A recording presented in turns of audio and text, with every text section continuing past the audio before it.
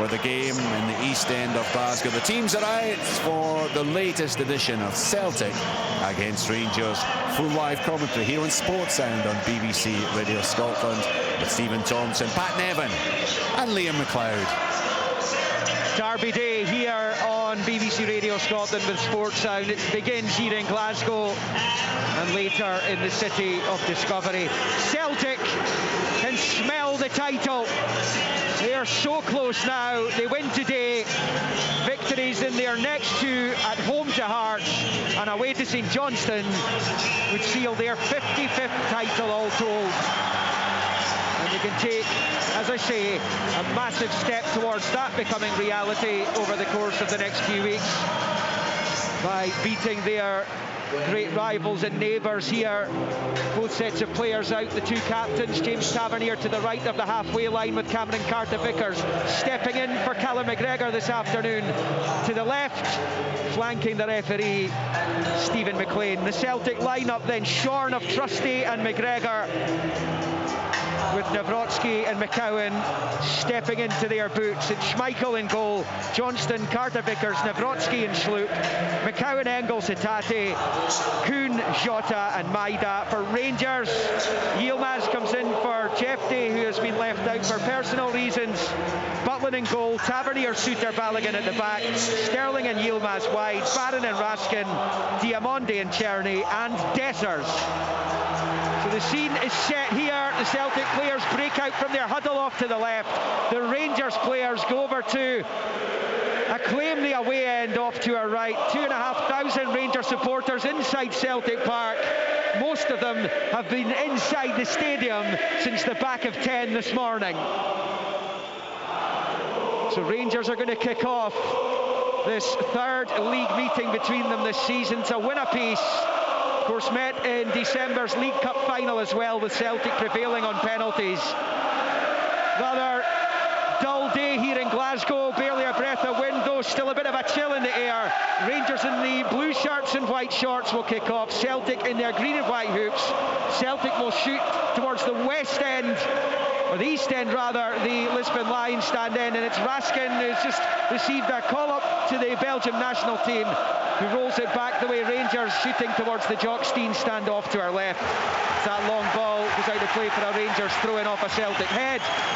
Midway inside the Celtic half as Diamonde is tripped immediately by Hatate, and Rangers have a free kick level with the edge of the D of the Celtic box in the opening seconds of the game here. Still basking, Pat Nevin, in the glory of Thursday's win over Fenerbahce. Absolutely, it could have gone either way, but it was brilliant for them. What a great night for Rangers Football Club, but what a great chance for them here. They can't get the big guns up from the back. Going to put this in the middle.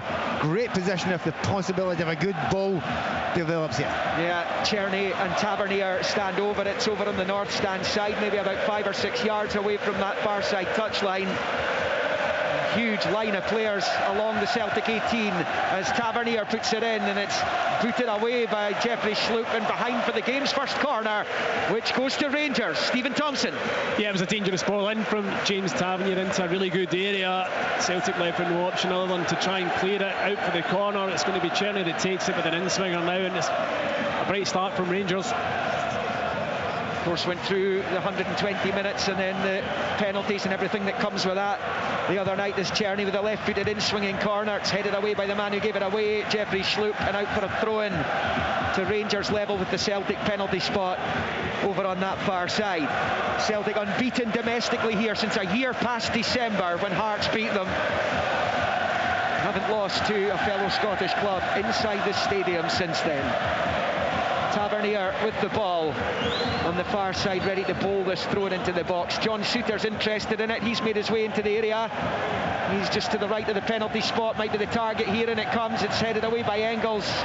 Bouncing ball at the right angle of the box. Czerny flicks it out to the right again for Tavernier.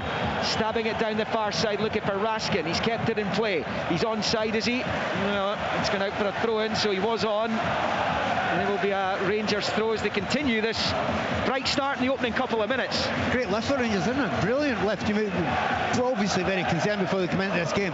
If you find the first couple of minutes, you don't let Celtic out of their own 18-yard line. A great lift. Tavernier with another chance to take the throw in. Barron is at close quarters if he wants him. He's going to bowl it into the Celtic box instead, and it comes too high for Suter. Headed away by Nawrocki. Huge afternoon for him. Rangers put it back to the edge of the box. It's Diamonde rolling it back, and then Schmeichel forced to make a really good save from Raskin, who hit a pile driver just from the right hand side of the D at the edge of the Celtic box. Schmeichel threw himself to his right and puts it behind for another corner. Do you know, I didn't know James Tavernier had that throw in him. He's launched 2 really long throws into the box, and Celtic didn't really deal with that one all that well. It breaks in the end after Diamonde lays it off to Raskin 20 odd yards out. He catches it really well in his left foot. I don't think it was ever going to trouble Kasper Schmeichel too much, but he has to turn it around for yet another corner. Well, full of confidence after the other night, but also into the national team. Raskin as Tavernier takes the corner and flicked into the net. Rangers lead. Rangers in front. The corner met left angle of the 6-yard box, and it is Raskin who flicks it into the far corner of the net. It's a stunning start for the visitors, and it is Celtic 0, Rangers 1. But the delivery is absolutely brilliant. Celtic are wondering how Nico Raskin's managed to get a flick on it, being the height that he is, and they've got a severe height advantage, but he gets up so well. The slightest of touches, glances it into the far left-hand corner of Kasper Schmeichel's goal. And we thought the Rangers had started well. Well, they certainly have now. Do you know what? For anyone who doesn't support Celtic or Rangers in the stadium, I wish there would be about 3. It's exactly what you want to see. To open up this game, to be very lively. Celtic have dominated in times gone by, but Rangers, it's harsh to say, but they've deserved it in that start. It's just a second goal of the season for Raskin, who shot from the edge of the box, drew the corner in the first place. But Brendan Rodgers will be furious that one of the smallest players in the pitch has managed to win the flick header and find the net with it as well. Schmeichel's just simply not getting there, and it is Rangers who take the lead in this third league derby of the season. The delivery was really, really good, which gave him the opportunity just to get that tiny wee glance on it. It's all that was required. Well, the team that scores first has only lost this fixture 5 times out of the last 42, and it is Rangers who score first today. Free kick here has been given to Celtic just outside the centre circle inside their own half. That Rangers bench leapt as one there when that ball hit the net. Do you know, we were talking earlier on about any weaknesses in Celtic, which there are very, very few in the Scottish game. Obviously, Cal McGregor, one centre-back missing, etc. But Kasper Schmeichel doesn't leave his 6-yard line. Now, he couldn't have got to that one because of the quality of the ball. But that's something that Barry Ferguson obviously spotted, and that's why you get the quality ball put into that specific area. Interestingly, Rangers are playing the back 3, but it's Sterling who's in the right-hand side of the centre half, and Tavernier is playing his the wing-back, which was the different way round, obviously, on Thursday evening. Throwing Celtic on the halfway line on this near side. Johnston in field. It comes forward to Maida, comes back to Johnston. Across the halfway line he goes. Desser's trying to stick with him, and it's a poor ball by Johnston for Kuhn, but Yilmaz couldn't control. Celtic give it back to McCowan. McCowan gets it back, controls in the left knee and turns it out to his right for Hatate. Hatate with a lovely ball. Maida's in, but he puts it wide. Offside anyway. But that's the ball all day long for Daizen Maida. It was the ball they played for Kyogo time after time again. Maida was off target, wouldn't have counted in any case. Do you know what? A wonderful ball. It's got the look of the game. It could turn out to be a classic, hasn't it? It started at this pace, and it always starts quick, we know that, but it started with lots of chances as well. Some very, very good play. And if it does keep on going like this, it is going to be breathless to the end. Jack Butland with a long ball into the Celtic half, headed away by Carter Vickers onto the chest of McCowan, who flicks it out to Johnston on this near side. Johnston goes through the gears up to the halfway line, forward to Kuhn, now back to Engels, taking on Diamonde, but losing out to the Rangers number 10, and now it's Mohamed Diamonde looking for Dessers, cut out by Carter Vickers. Then the slide there from Hatate wins it back, and then McCowan's brought to the ground, and that will be a free kick to Celtic midway inside their own half. Yeah, just a wee bit sloppy from Engels out here on the touchline. Diamande does really well to nick it off him and tries to thread it through to Dessers, and then Barron obviously in with a late challenge on Luke McCowan in the middle of the pitch. It is, I mean, it's the tempo the game's been played at is absolutely brilliant. 7 minutes in, Celtic 0, Rangers 1. McCowan, long ball looking for Maida. He's got in behind Suter. Butland comes and claims. That's another warning for Rangers, because Daizen Maida's been in twice in the last couple of minutes. Butland stayed down to claim ahead of the Japanese. I have to say I didn't see much in that there. I mean, he's gone down as if Maeda's followed through. Maeda, as every centre forward will say the phrase, he's got a right to go for that. Yeah. So I don't think there's any big problem. His movement was brilliant to get in behind John Souttar. The execution of the pass was also very, very good. It just skipped through, and credit to Jack Butland. He was off his line very sharply to come and snuff it out. Both sides were convincing winners in their respective home meetings before this one. The visitors have the lead here, and Czerny's at the edge of the box and he shoots wide with the left foot. He caught it on the volley, goes well past Schmeichel, wasn't perturbed by that, and he will take the goal kick quickly, rolling it to his right for Carter Vickers. I can understand why he hit it though. It set up perfectly for him, albeit a fair distance out. Long ball, Carter Vickers up to halfway. Balogun with a header forward to Diamonde, hooks it in field but only to Hatate. Balogun will get back onto it. Maeda was coming back from an offside position. It's back with Butland, who slices it up high into the air. Diamonde can't get there, and Johnston lets it bounce out for a throw-in down on this near side for the home team. Johnston now down the right hand side, he's got it infield to Kuhn, he's at the right angle in the box, goes it back for Hatate, shoots, and it's a brilliant save from Butland. Really good goalkeeping, strong wrist there with his right fist to put it behind for the corner. That was making for that far left corner. I'm loving this. Honest to goodness. How many games do you see start like this, at this pace, with these amount of chances, and good chances? Goalkeepers have both been brilliant so far. It was a brilliant hit from Hatate, you've got to say. A difficult one to take first time, but equally matched by the save from Butland. Engels will take the corner for Celtic over on the far side in front of the safe standing section. It's an in-swinger, it's really zipped in, but it's headed away by Balogun. Engels with the header, he's given it straight to Czerny, who kills it on the chest at the right angle of his own box. And then out of play off a Celtic boot for a Rangers throw-in over on the far side. Well, Barry Ferguson just making his way back to his dugout there to talk to Billy Dodds. Brendan Rodgers with his hands in his pockets to their left. Some discussion down there with John Kennedy and Gavin Strachan. Not used to being behind the Celtic manager, particularly here. Bayern Munich are the only team to come here and win this season when they did so in the Champions League last month. Here is Souttar, driving it out of defence and rolling it to his left for Balogun, who gives it straight to Maeda. Kuhn's inside the area, Souttar gets in the road. Kuhn's back onto it. It was so sloppy from Leon Balogun. Celtic can still profit from that error with Engels squaring it to Sloop, who's just midway inside the Rangers half. To the left for Jota, first real feel of the ball for Jota. And down the line for Sloop, faced by Sterling. Jota still there in support, that's where it goes. Jota at the corner flag, wins the corner. Celtic just beginning to go through the gears a bit here.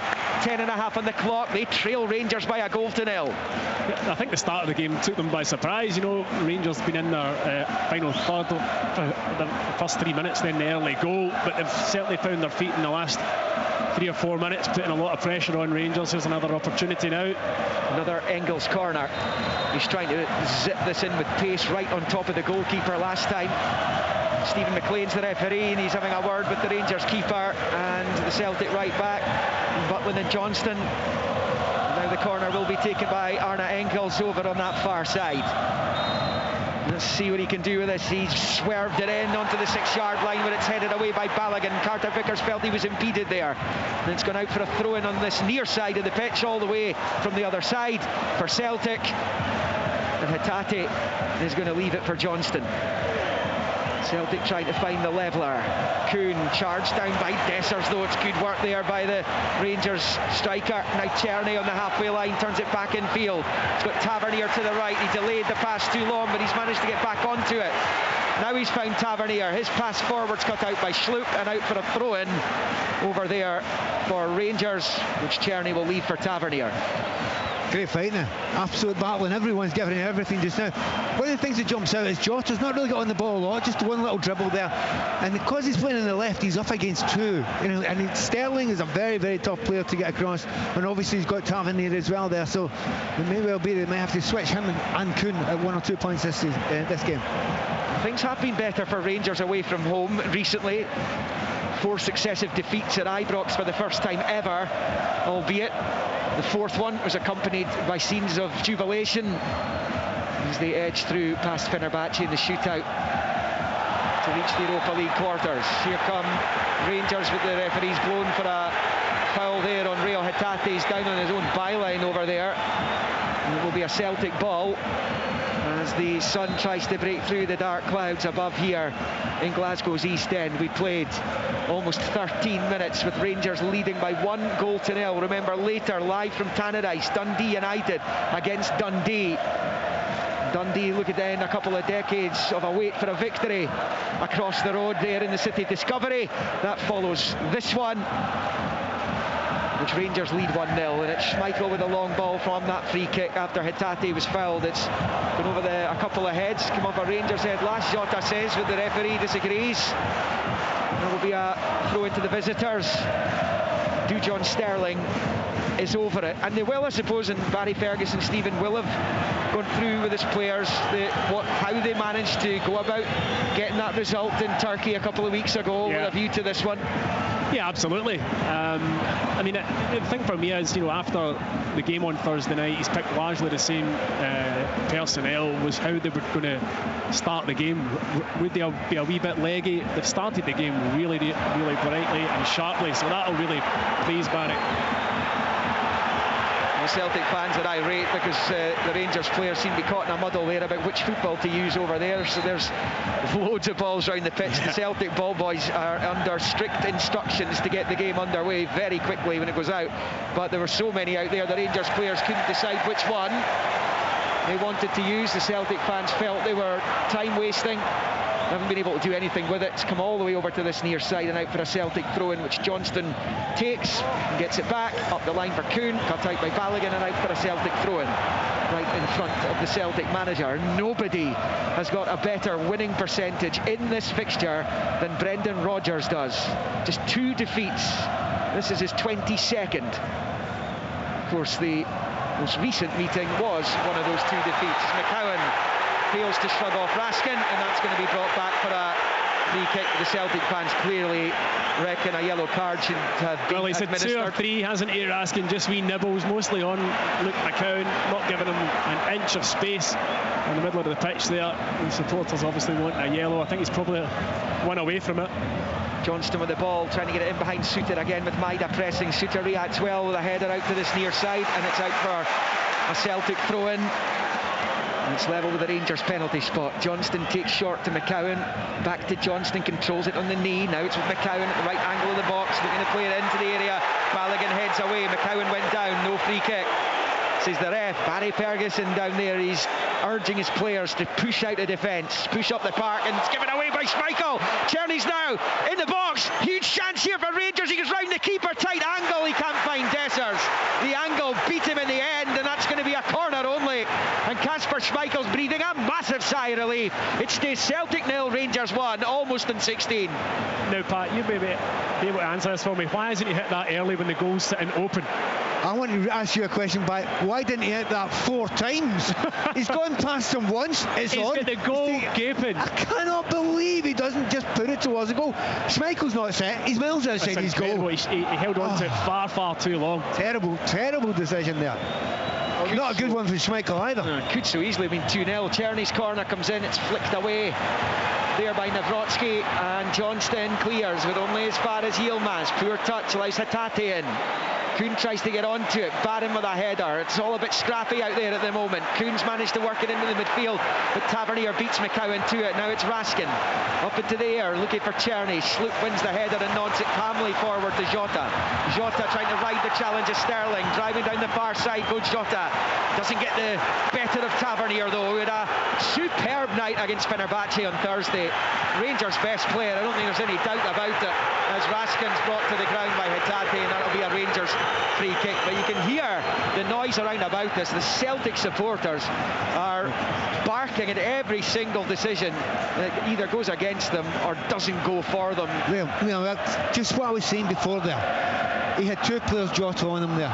He had the 2 players, Sterling and Tavernier. As soon as he got the ball and he's tried to get 1-on-1, he doesn't get it. He's obviously been targeted as the one. Do not give him any space to create anything there. This looks to me so far like very good tactics from Barry Ferguson. Suter goes back to Balogun and switch it to Sterling. Remember Barry Ferguson in the wake of that defeat to St Mirren, and you looked at the fixtures they had coming up, and even he would have been losing sleep over them. The Fenerbahce games, the trip here. Here comes Jota down the left-hand side after a slap ball out of defence by Rangers. Jota goes down. The referee is given the throw-in only. It's not a free kick. And these fans are not enjoying Stevie McLean, no, just to annoy the Celtic supporters some more, he made sure that everyone in the stadium was aware it was a throw-in and not a free kick. I mean, it's away on the opposite side of the pitch from us, so it's difficult to see if there was a touch. Jota does go down, but there certainly wasn't being allowed much space from James Tavernier. Ball to the left of the box for Hatate, then to Jota. 18 on the clock. Rangers leading thanks to Nico Raskin's goal early in the piece. Inside 4 minutes. Barry Ferguson down there whistling at his players, trying to get their attention. It's another Celtic throw-in level with the Rangers penalty spot to be taken by Schlupp. Bowls it back to Hatate. Will then turn it back first time to Nawrocki, who finds Carter Vickers in the centre circle. In his own half though, out to Johnston, and now infield to McCowan. He's given it away to Leon Balogun, who'll charge forward. He goes down, free kick's given, and there you go again. The Celtic supporters furious. You're not used to seeing this. Rangers have been on the receiving end of some doings here over the course of the last decade. A couple of wins in amongst that with the Katic winner in 2019 and then the double from Goldson in 2020. 2 wins in 20 though, going back to 2010. And Schlupp picks up, plays it off Tavernier and out for a Celtic throw-in.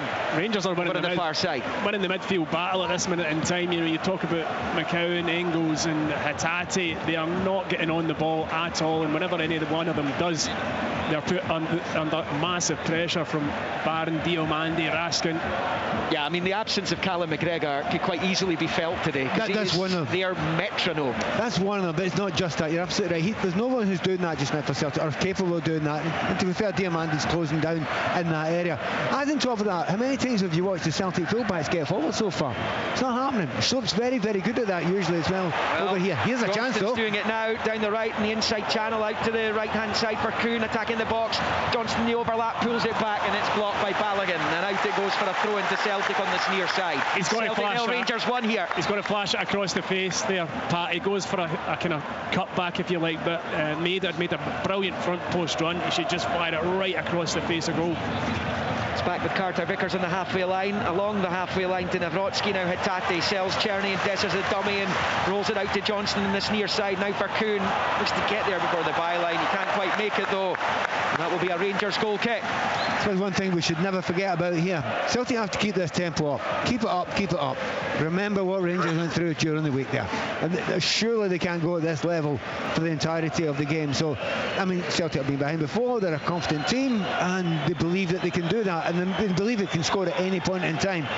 But they know they will get more space as the game goes on, or they expect it anyway. Yeah, given the exertions of Thursday, you would not be surprised if that was a big mantra for Barry Ferguson coming into this. Try and hit Celtic early. Try and get the first goal. Yeah, I thought build so, on that. Yep. Because you would imagine they will wilt at some point in the second half. And Schmeichel picks up and clips it out to the right-hand side there for Johnston over the head of Dessers. Johnston goes across the halfway line. Kuhn on the touchline. It's a little short ball to the Celtic number 10, but he's going to go back into his own half, and he goes back to Carter Vickers. And then turn it to Schmeichel. Short ball for Nawrocki. And back to Kasper Schmeichel, whose error could so easily have resulted in a second Rangers goal. Czerny took too long. And eventually, when he did something with it, having gone round the keeper, the angle was too tight for the shot, tried to pull it back, and it was blocked for a corner. Raskin's header has Rangers in front. It's back with Nawrocki. Side foots it back to Schmeichel. Just inside his own box. Clips it with the right boot out to Johnston. He plays it straight off Dessers. Bounces back to Johnston. Then Carter Vickers and then Johnston. Dessers with a challenge. Johnston up the line off Dessers and out for a Celtic throw-in. Right on the halfway line. Really impressed. But just as I was saying before about the fullbacks, then they get one fullback who flies up the line. And how much better do Celtic look when they get the fullbacks in those places? But it's not their fault. It's the fact that the way Rangers are set up, it's very hard against wing-backs to get that space. Johnston threads it through to Maida. He's on it at the right angle of the box. Just slipped under his foot there, and that allowed Souttar to make the challenge and put it out for a Celtic throw-in on this near side. Maida takes it quickly back to Johnston. Controls with the right foot. Little ball in field to McCowan.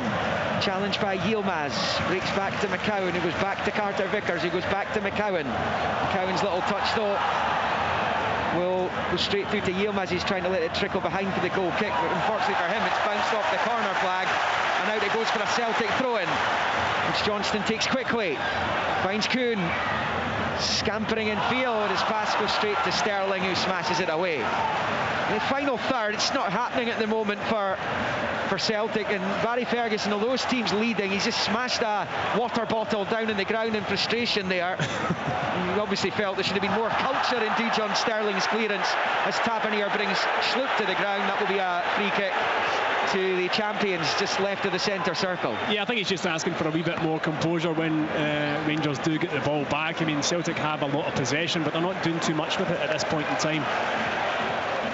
Well, he's so animated down there, he's not even in his technical area, Barry Ferguson. That's chipped forward for Johnston from Kuhn, right hand side of the box, blocked by Raskin, behind for a Celtic corner as they continue to hunt for this equaliser.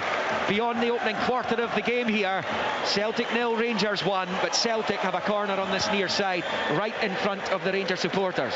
There's an underlap. It's first time this happened there, and they get to the byline, get a corner kick. Looks so much more dangerous when Johnson does that. Engels outswinger with the right boot this time on this main stand side. And it comes from the Belgians, a good one, and Carter Vickers flushing the head but over the bar. And Rangers maintain their lead. Just that one save really of note that Jack Butland's had to make, that from Rio Hatate's effort from distance. It's a brilliant save. Yeah, it was, yeah. Hatate's effort was going in. That was an excellent corner in from Engels there, and Carter Vickers managed to get free of Balogun, but he was off balance as the ball met his forehead. Sterling clears under pressure from Hatate on the right side, flicked back out the way by Sloop into his own half, and it's now with Carter Vickers, who's got the armband this afternoon in the absence of McGregor. Ball from Johnston, he was looking for Maida, goes straight to Balogun, who'll then turn it back to Butland. Butland hits it with the right foot across the halfway line. Nawrocki beats Czerny in the jump. It's Hatate's cushion header back to Sloop, who finds Engels, who goes back to Nawrocki. He rolls it back to Schmeichel. The 25-minute mark. Schmeichel with a little dink out to the far side, but it's beyond Sloop and out for a Rangers throw-in, and then groans from the Celtic fans. Throw-in's taken quickly. Czerny at the byline. Now he's inside the box. Lovely play by Czerny. Couldn't quite find Diamonde. Nawrocki blocks him behind for a Rangers corner. It's going from one end to the other here. Kasper Schmeichel looks spooked to me. I think a lot of Celtic players do. At the moment, I mean, he certainly was under a lot of pressure there. Put the ball straight out of play, and of course, if the Rangers fans were at his end, they'd be giving him dog's abuse just now. So he's going to get that in the second half. He needs to calm down a little bit with the ball at his feet. Outswinging corner from the right-hand side for Rangers. Tavernier to take. They scored from a corner on the other side. In from Tavernier. Balogun wins the header. It's almost on the goal line there and put behind really panically for another Rangers corner. Well, I haven't seen Celtic look this jittery defensively for a long time here against another Scottish side. I would agree, Liam, and the supporters are equally jittery. Balogun wins the header really well, and it goes into the middle of the 6-yard box. It just wouldn't fall to a Rangers player. Panic in there, massive panic. Second chance for Tavernier, another outswinger from the right foot, in it comes, almost found Raskin again. Celtic head away. Yilmaz, the up and under, back into the Celtic box. Balogun wins the initial header, it's around about the 6-yard line. Dessers couldn't get it to sit for him. Celtic get a half away. Czerny down the right, down the byline. It's Václav Czerny. He hasn't been able to keep it in though. He's over the byline, and that will be a goal kick to Celtic as Diamonde just kicked the ball away from Schmeichel, and the Celtic supporters baying for blood here. They want Diamonde booked. That's a word yellow. of warning from Stephen McLean, but if you kick the ball away like that, it's generally a yellow card. That's the rules. That's a yellow. Yeah, I agree. He's been a lucky boy to not get booked there. I mean, the referee, look, Celtic and Rangers game, you know what it's like. You don't want to run through and back and get yellow cards early on, because it can go a wee bit mad. Given away by Celtic cheaply again. Dessers trying to get him behind, and it's swept away by Nawrocki. Again, a poor ball out of defence by Celtic. They are giving the ball away for fun at the back, and on that occasion, the knockdown from Diamandi to Dessers, he should have just swivelled and hit it first time. He tries to take a touch and then takes a kind of heavy touch and runs through to Kasper Schmeichel. They're rocked, no doubt about it, Celtic. Celtic 0, Rangers 1, approaching 28 minutes. Balogun under pressure from Maida, gets it back to Butland. Maida chasing it down, Butland clearing with the left foot though into the Celtic half for Carter Vickers, nods it to his left for Sloop. Controls in the centre circle, but he's overrun it, and Diamondi's onto it. Flashes it through to the left-hand side of the box for Dessers. He's going to be able to keep it in play here. And his ball across, cut out by Carter Vickers though. As McCowan wins it and goes down, bounces straight back up, but the ref's going to give him the free kick anyway for the foul by Diamondi. Great closing down. Absolutely brilliant closing down from Rangers there. They know that there's a nervousness. They know that there's no control. As you were saying, Tom, on the middle of the park from Celtic there. That's one of the big frustrations. I mean, Rangers could be 3-0 up just now with the chances they've had in the goal that was scored. Celtic fans aren't used to that, but they're also used to controlling games. They're playing games, passing the ball, asking big questions. Rangers just haven't given them a chance. I mean, Celtic are just shy of 75% possession in the game. Not in the right areas. To the tune of just 3 touches in the box. Rangers have had 12 in the Celtic box.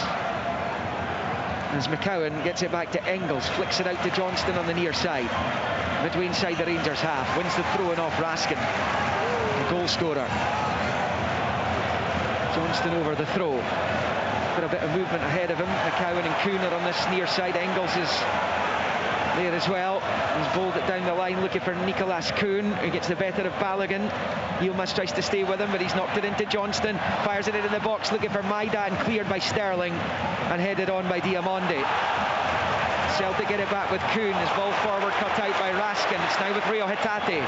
Finds Sloop. Jota to his left. Turns infield instead. Squares it for Engels. Johnston on the right if he wants him.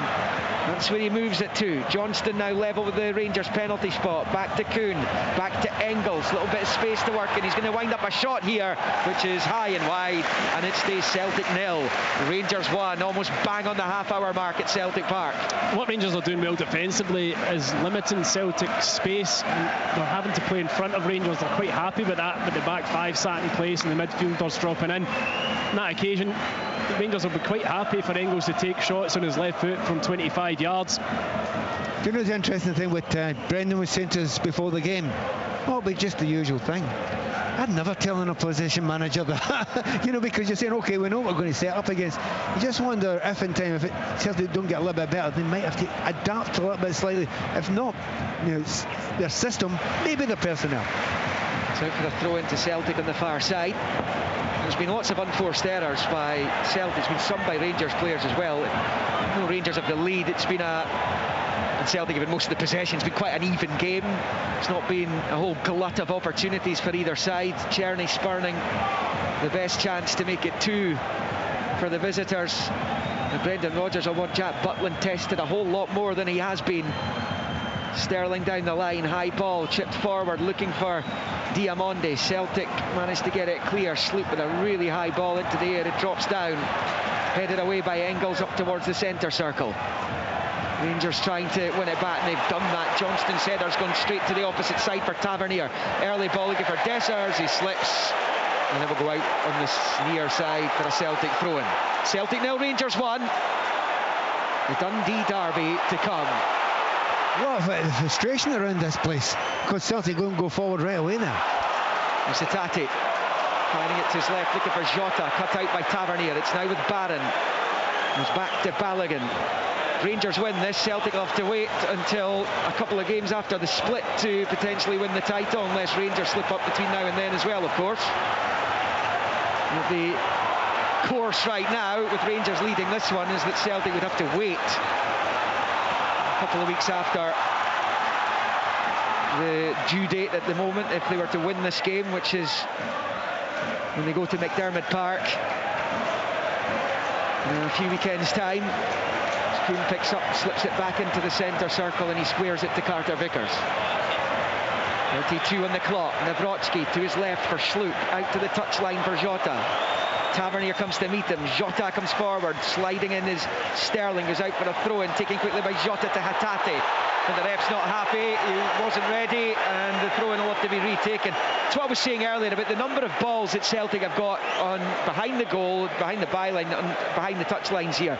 They want to get things since a hangover from the Postecoglou days. I can only presume on that occasion that they'd taken it from further up the pitch than the ball went out. Yeah.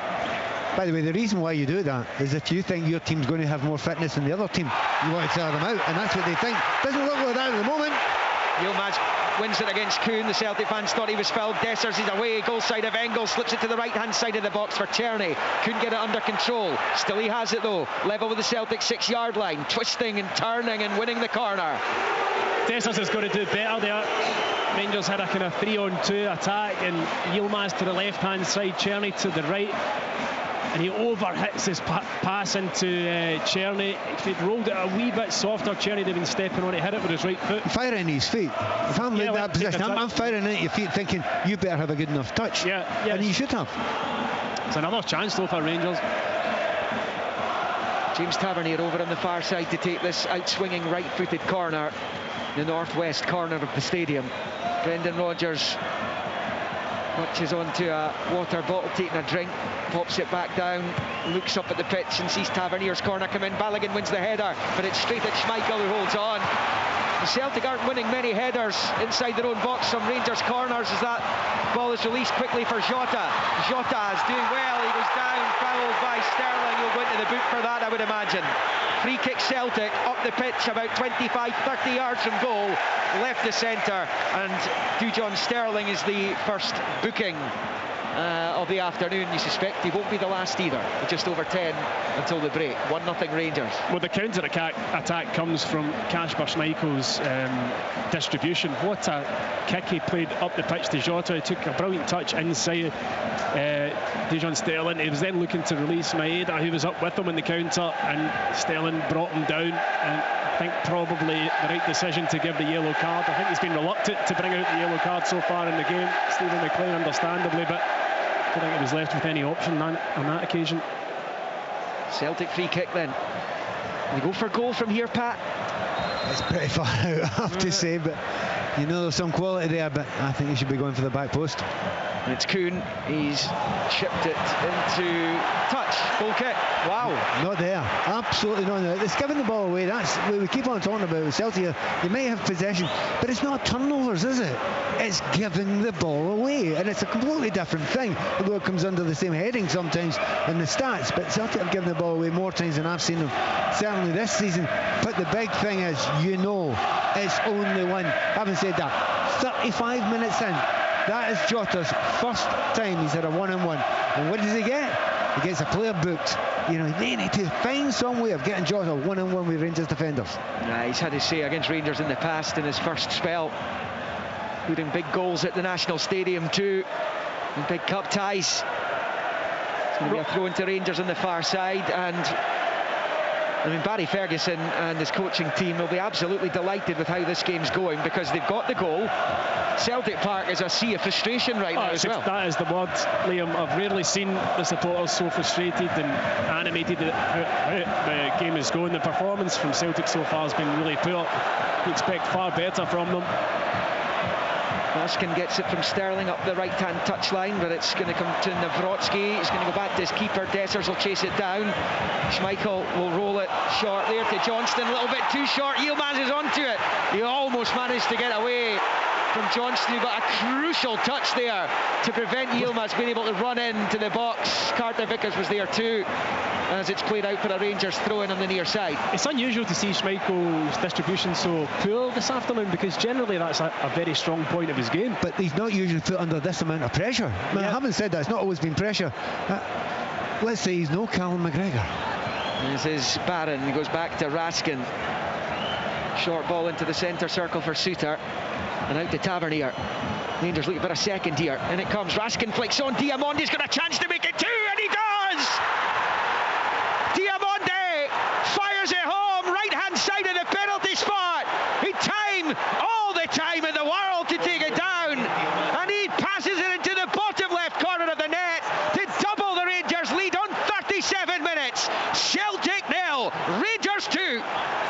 Raskin makes a brilliant run into the box. It's chipped up to him. He's got the awareness to flick it on behind him, where Diomande had also made an excellent run into the centre of the box. Completely unmarked, I may point out, by Celtic's defence. And as you rightly point out, Liam, he's got the time to take a touch and fire it into the bottom corner. And this Celtic supporters are absolutely furious with what their team has served up here. It actually happened in slow motion. You can see it coming from the flick header before it actually went in. And remember, just about 30 seconds before, Schmelko giving the ball away unnecessarily. But you also have to look at two centre-backs not used to playing with each other at this level. They were miles apart and no one was marking anyone. Hence the time Diomande had to control it and finish it, and Rangers have a 2-goal lead at Celtic Park. Incredible scoreline. Celtic were eyeing up a party this afternoon, make no mistake about that. And it is Rangers who have got themselves into prime position here. Celtic have a lot of work to do now all of a sudden. Schlupp has it, out to Jota on the far side. Infield he comes, Hatate, that's where he rolls it to. Johnston on this near side. Johnston first time with the back heel back to Kuhn, right angle of the box. He's back the way to Engels. Out to Johnston, finds Hatate, and flag goes up. Flag's up. And that's just going to annoy the Celtic fans some more, if the scoreboard isn't already. I'm pretty sure it is. I mean, Hatate there getting on the ball. I was trying to remember the last time we mentioned his name in the commentary. He obviously had the shot early in the game that Butland saved, but really the Celtic midfield have been anonymous out there. Do you know the question you would ask? Obviously, Celtic must make changes at half-time. Yeah. But clearly they're going to make changes at half-time. I think you need to get Jota from that left-hand side to the right-hand side, who's a wee bit more comfortable. Do you put Maeda out wide, he's not done a great deal since the first 10 minutes. No. And then that's because they've not had a lot of possession or good ball through to that area. Do you bring Isak on, put Maeda back out wide? Whatever it is, there's almost a temptation for Brendan to do it before half-time. It's getting that way. Well, domestically, Celtic haven't been behind terribly often this season at all, but here at Celtic Park, I think Falkirk had their noses in front, didn't they, a couple of times in that League Cup tie. But this is a rarity. 2-0 down as well. When they last lost here, it was a 2-0 defeat to Hearts, which was Kingsley and Shanklin who scored the goals in the year past December. But they are completely and utterly embroiled now, the champions, in a real battle. We've just entered the final 5 minutes of the opening 45. Celtic 0, Rangers 2. Schlupp dinks it forward into the Rangers half for Engels. Goes down. Free kick. Stephen McLean blows. Foul by Raskin on his compatriot. And it was Raskin and not Engels who made it into the Belgium national team for the upcoming matches that they have. There's nonsense going on over there, by the way. There as well. But it's silly, because all that's happened is that Diomande, I think, has gone down. He's not pretending to be injured. I think he's pulled his hammy a wee bit, and they're saying he's acting a wee bit. I think look at the way he's walking there with his left leg. He's not acting. Yeah. The ref just trying to douse the flames over there. Doesn't take much to get this fixture going, and the referee's having to come over to speak to somebody. Don Robertson, the fourth official, has been in Stephen McLean's ear, and perhaps one of the most unsurprising bookings of the afternoon comes the way of the interim Rangers manager Barry Ferguson, who picked up one or two of those when he was in the heat of the battle on the pitch in this fixture back in the day. Yeah, I dare say he was cooler on the pitch than he is on the sideline. He's been absolutely so animated, kicking every ball out there. He's protesting his innocence here, but I think it was for his reaction when the foul was given against him. He was apparently booked the last time he was here as a player as well. All right, so, there you go. Here comes Celtic down the left. Jota, good plays in behind this time. Left hand side of the box, and he ripples the side net. Decided to do it alone. He'd Kuhn and Maeda run about the 6-yard line. It has come off a Rangers player though, and it will be a Celtic corner as they try and get something back before half-time here. Sportsound and BBC Radio Scotland this Sunday afternoon, Derby Day here and in Dundee. The game at Tannadice kicking off at 3 o'clock to come after this one. Celtic corner, in swinger from Engels over on the far side. It's very deep this time though. Kuhn is facing away from goal, controls it brilliantly, but he has to force it back outside the box for Hatate. He goes back to the edge of the centre circle for Sloop. He goes all the way back to Schmeichel. And the derision from the Celtic supporters. You wouldn't think this was a team 16 points clear at the top of the table. They are not enjoying what they're seeing, Liam. Nawrocki shifts it to his left for Engels. Barron tries to stick with him. Engels out to the left for Jota. Jota looks to get the cross in, bends it in. Maida with a flick, and it's blocked on the line brilliantly. That's outstanding defending from Dujon Sterling, because that looked like it was going in. That is phenomenal, absolutely phenomenal. I watched, I think it was Tyrone Mings did it the other week there in the European game, and they talked about it for a week solid. The Rangers fans have been talking about this forever. What a clearance that is. Oh, that is amazing, because there was a tap-in. A simple tap-in, and if he didn't get that touch. So some really good last-ditch defending from James Tavernier against Fenerbahce on Thursday. It was right up there. Engels with the corner from this near side. This time the header down, saved by Butland, and headed away. And out for what would have been a Celtic ball out in this near side, but the referee's blown his whistle for a Rangers free kick. Well, Jack Butland saved from Mike Nawrocki's point-blank header. He's got to score, Liam. He's free in the middle of the 6-yard box. It's a very easy header, and he puts it straight at Jack Butland. That should have been 2-1. Celtic will be lifted by the fact that they've now started creating chances again. It looked really decent in the first 5-10 minutes or so. Then they haven't created a huge amount of decent chances. That's two decent. That's a big chance for me. Big one there. Yeah, that was a huge one for Mike Nawrocki. He's come from nowhere into the starting 11, into this fixture as well.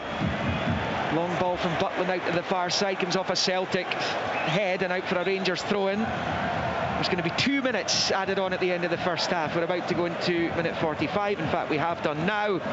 So 2 on top of that, 3 to the break as it stands. Throw-in for Rangers, which Tavernier bowls back the way to Sterling, who squares it to Suter. And then to Balogun. To Butland's not a great ball, and Maida almost got onto it. Butland saves his teammate there, and he goes out for a Celtic throw-in. My goodness, it's not the first time Balogun's done that today. It was a really short pass back, and when Maeda's about, you cannot afford to do that with his pace. Nawrocki along the halfway line for Carter Vickers to his right, and then forward to Johnston. First time out to Kuhn on the near side. Challenge from Yilmaz. The Turk winning it back and clearing. He's claiming it came off Kuhn last. He's not getting the throw in though. It's a Celtic ball. Rangers trying to get to the break without conceding here. They have a 2-0 lead. It's McCowan with a little flick for Johnston. Johnston has it in the near side, and he's forced back to Carter Vickers, and he might be forced to use his goalkeeper. Here he is, under pressure from Dessers. Well, Rangers have pressed the game well. They're not playing like a team that played 120 minutes the other night. Their energy levels have been phenomenal, Liam, in this opening half. There's Jota, lovely play against Tavernier. Jota goes for the spectacular, it's not far away. Oh, what a goal that would have been. He's 25 yards out, left the centre, and he's just hit this howitzer towards goal, which flashes a yard or two wide, but fabulous technique and effort from Jota. What about the dip on that? It was absolutely outrageous. I'd call it unnatural the way it dipped. I mean, he's got some skills. That's why I say the Celtic are going to get something out of this game. They need to get Jota in the final third on the ball, preferably 1v1. But the last 5 minutes or 10 minutes of this half have been like the first 5 or 10 at the start of the game. Absolutely red hot. A few youngsters on the bench, Celtic today. You would imagine that Ida and Yang are the two potential game changers for them. Because then you're looking at the youngsters. Jota on the far side, high ball to the edge of the Rangers box, headed away by Balogun. But in the second of 2 minutes of stoppage time at the end of the first half, Rangers leading 2-0. McCowan, Celtic pressing for one back here before the break. Johnston right hand side of the penalty area, pulls it in. Diamonde prevents it getting to Kuhn though. Balogun does well, good touch, strong against Johnston, dinks it forward looking for Czerny. It might be in an offside position anyway. Celtic with a long ball forward, headed away by Balogun, and comes off Carter Vickers' head and out for a Rangers throw-in. Well, it's as good a half-time scoreline as Barry Ferguson could have dreamt last night right now. That isn't. Do you know what? His team deserve it. The work they've put in this first half in terms of... There you go. Yeah, half-time? it is half-time. A little bit confusion there. It is the half-time whistle here, and the champions in the unusual position of being 2-0 down at home in a league game.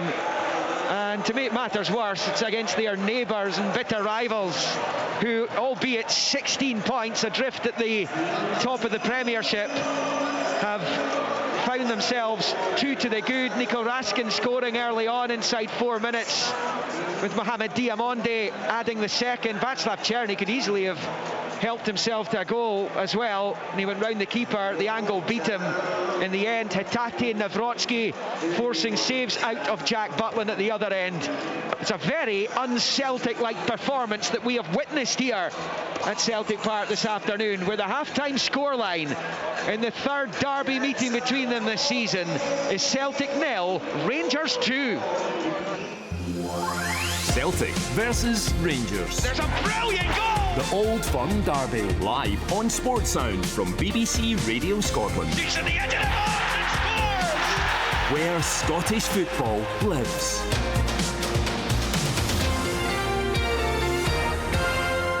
Last time in the UEFA Nations League. Goal, Scotland! Absolutely fantastic performance there from Scotland in Poland. And Scotland will now be taking part in the playoffs to try and stay in the top tier of the Nations League. Now our national side face Greece over 2 legs. Robertson attacks and scores! With every kick of the ball on TV and radio. Magnificent! Kicking off with Greece versus Scotland on Thursday night. After that game, the off-the-ball special. The action lives here this March. Watch on BBC One Scotland. Listen on BBC Radio Scotland. This is Sports. So make sure you join us on Thursday night, as we're on at 6, so plenty of time to build up to that first leg of the Nations League playoff between Greece and Scotland. It's a 7:45 kickoff. As for this afternoon, well, we've got Dundee United against Dundee to come at 3 o'clock. Right now we're midway through the game at Celtic Park, where Rangers continue to be the great unpredictables. Incredibly 2-0 up within 37 minutes at Celtic Park. They should have been certainly 3. There was a real opportunity for Černý, which he took too long and was eventually closed down. But Rangers cruising at that point, and then suddenly in the last few minutes of the half, Celtic coming to life, creating a few chances. There was one magnificent save earlier from Butland and a couple of important interventions as well. But it is Celtic 0, Rangers 2 in terms of the SWPL 1 this afternoon. Only one of the games is underway. That kicked off at 1. It's currently Montrose 0, Partick Thistle 0. The big game in the Championship section of the league. It's a 2:10 kickoff between Glasgow City and Hibernian. Hearts against Celtic, also a big match at 4, and it's the same kickoff time for Motherwell against Rangers. A reminder that Sports Scene is on tonight, 7:15 BBC Scotland channel. You get the key moments from yesterday's games, but in the main it'll be the extended highlights from the Dundee derby and from the Celtic Rangers game that we are currently midway through. Well, it's 45 minutes to dream of for Rangers, you have to say, Stephen Thompson. Yeah, I think they've got it tactically spot on in the opening 45 minutes. I mean, I think when you look at Celtic, and we talked about them before the game, and you point out Kuhn and Jota as their kind of main threats and creative players, they've done some job on them between the wing backs and then the outside centre half doubling up. So, you know, on this side in front of us in the stand, Yilmaz has been getting really tight to either Johnston or Kuhn.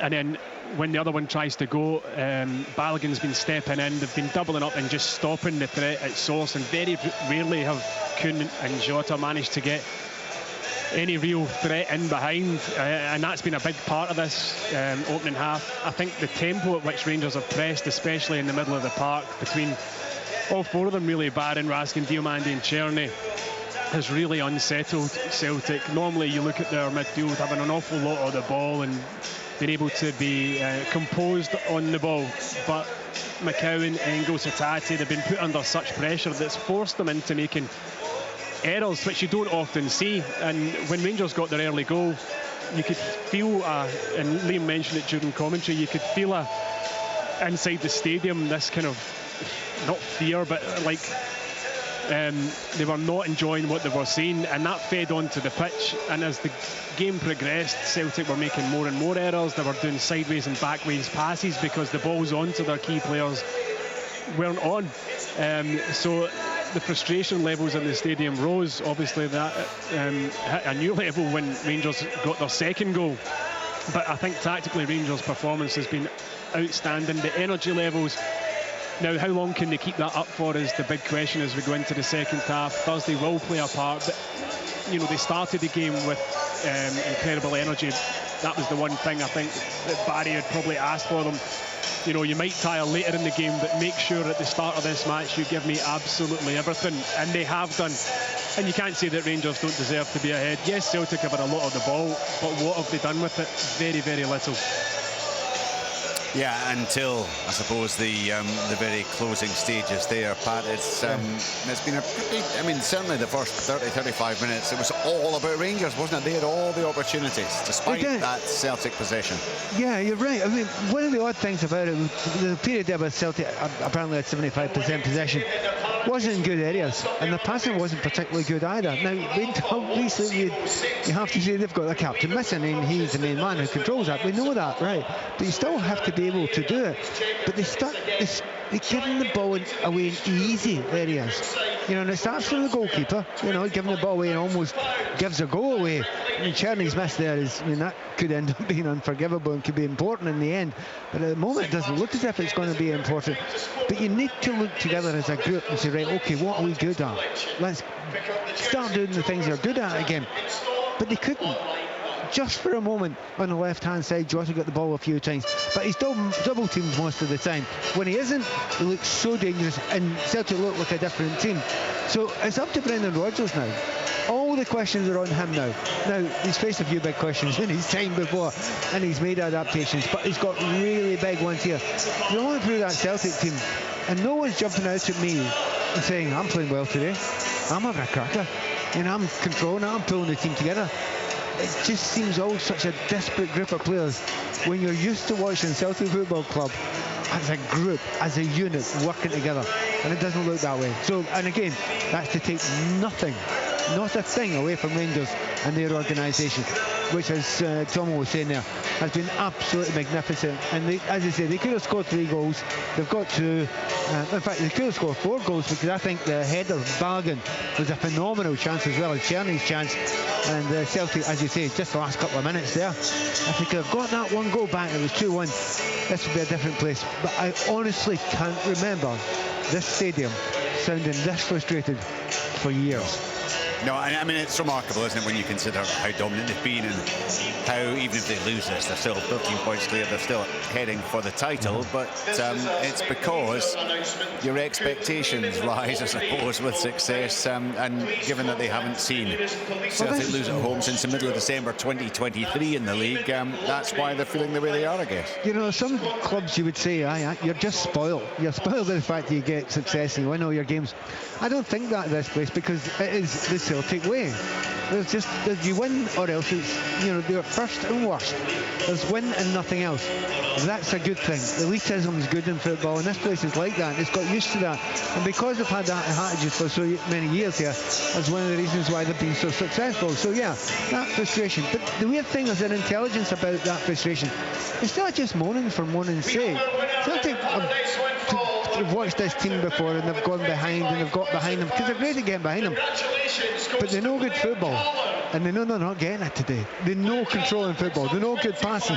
They expect that of the group. That's the minimum they expect. See, if you lose 2-0 to Rangers, but you play well, you pass well, you move well, you create chances, you take it, but you take it, I think, if you're a Celtic fan, you know, it hurts, but you take it. And they're not getting that. They're absolutely not getting it, and that's what's frustrating them. But I think it will change in the second half. It really ought to change in the second half. Rangers must tire at some point, although I quite like some of the players on the bench. And Brendan Rodgers, I think it was you, Richard, at the start of the game, it might have been Kerrigan said, this is where the top managers earn their corn. Yeah. Well, that's it now. Right, yeah, it was Kearney who put that to Brendan Rodgers. He kind of almost played it down, but he does need to find a way, because irrespective of how successful they have been, and there will be some comfort taken by the Celtic fans that they are still heading for the title. Losing this one, and particularly losing it now that there are 2,500 away fans inside that stadium, that's not something that the home supporters are going to enjoy. Could be worse, could be 10,000. I think for their point of view. No, yeah, it hurts in every, in time, in the middle of it, in the midst of it, in this moment with all the, the emotion that is flying around this place. Yeah, it'll be painful and it'll hurt them. But this season they're going to win the league. We know that. What it does, in another way, I think you look over the other side of the city. There's 2,500 here, but there's plenty watching. There's plenty listening. There's a lot listening, thinking, wait a minute, Barry Ferguson. Is he the long-term answer? Yeah. I tell you. And the rest of the lads. I mean, can I say right now, I think it'd be great for the lads that are in there just now, and Barry, keep that job. Because I get more calls to come and do this gig. I mean, one thing is, the problem is that you go from week to week and you might think, whoa, Barry Ferguson for sure. Oh, no way, Barry Ferguson. And that, because of that win-loss scenario. Was that what Tomo was saying beforehand? I was driving in listening. And that classic question of, why is it the Rangers do this? Yeah. And I love it when people are brave enough and honest enough to say, I don't know. I really don't know. You grasp ideas to why it's happening. And it's really tough to grasp it. But it takes a long time to build a team. And it takes the right management and the right grouping. But these are all just words. It's something else. It's a kind of attitude within the entire club that needs that feeling of, no, we just win. We just win. And everyone believes in it. And that's what Rangers need to get. Easy to say, unbelievably hard to do. I think it's going to be fascinating to see if Rangers can maintain that the energy levels, given what they went through on Thursday night. Just a word about the two goals, Stephen. Both very well taken. The glancing header from Raskin, and actually the build-up and the finish for Diamandi's goal. Yeah, I mean, Raskin involved in both, and from Celtic's point of view, they'll be really disappointed with the first goal. Raskin makes a good front post run. It's then all about the delivery, which was on point. It gets the glancing header. It's a good header and a good goal. The second one, again, Raskin with a wee deft header into Diamandi's feet. But I think the thing from a Celtic point of view is, the Raskin run not tracked, under no pressure. Then Diamandi, you could draw a square round Diamandi of about 5 yards, nobody near him. And I know it's a new centre-half partnership for Celtic, but basics, in the box, you can't allow people that time and space. And Pat mentioned the Czerny one. I don't know how it looked on the telly. We don't have monitors here, but for me, he's got to hit it as soon as it opens up. Just hit it early. As soon as the ball goes to him and he takes that touch, it's wide open. In some ways, and look, he was further out, but similar to the Kevin Nisbet opportunity that he had early on in that game between Celtic and Aberdeen. So. Once he's taken the touch, he can roll that into the net. And I couldn't believe he took the extra touch. It was remarkable. But again, that was a chance that came from Celtic giving the ball away. Now, one thing you would say about Celtic is that they never really look nervy. I don't know what it is, but this team are looking really nervy, and they're affected by the crowd. Normally, you're full of confidence here as a Celtic player. You're winning games, entertaining the crowd, and the crowd are right behind you. But the crowd have been on them a wee bit, and they've not coped with it at all. And we spoke about before the game, in these games, you've got to play you've got to make sure that the occasion doesn't get the better of you. And I have to say, it has done these Celtic players this afternoon. But again, that goes down to Rangers out of possession being really, really good at stopping and nullifying Celtic's main threats, which they've done brilliantly. You imagine that, you talked about it earlier, Stephen, actually, the fact that the adrenaline almost keeps you going in this fixture, but there will be a point, you'd imagine, where the visitors are going to have to start making changes, won't they? Yeah, I saw them sending Robin Proper out for a warm-up and having a kind of word in his ear. Now, I didn't know whether that was because of Stelling's yellow cards. They might have something in their head that worried about him getting sent off, so I don't know about that. But in the middle of the pitch, you'd expect them to tire because the amount of work that they're putting in. But they do have players on the bench capable of coming in into the middle of the park. They've a reasonably strong bench out today, Rangers. I'm just rewatching that Czerny chance. Still can't understand why he didn't make the attempt at goal. Anyway, look, I gather that Celtic have made a change for the second half, so let's hear all the action and hear about that substitution as we rejoin Pat Nevin, Stephen Thompson and Liam McLeod. Well, it's Adam Ida who's come on for Nicholas Kuhn for the second half, as Brendan Rodgers tries to shake up his team, who slumbered their way through that first half against a Rangers team belying the fact they had that European game on Thursday that went all the way through to penalties. It looks as though the same Rangers 11 have come back out for the second half. So Maida will come out to the left, Jota will go to the right with Ida through the middle. Of course, Ida scored that winning goal against Rangers in last season's Scottish Cup final. Just 2 wins in 20 visits to Celtic Park for today's visitors. Well, they put themselves in a great position. Liam, I think I asked for that change after 20 minutes. He could have made it. Honestly, it was looking that bad and you weren't getting enough out of Jota. But you need Ida to be at it today. Well, Jota's so two-footed he can go out there, no problem. Celtic kick off the second half, going right to left, shooting towards the Jockstein stand in the green and white hoops. Rangers in the blue shirts, white shorts with a 2-0 lead, attacking the Lisbon Lions stand, where they are 2,500 supporters are housed to the right of, just to the curve of the main stand off to our right.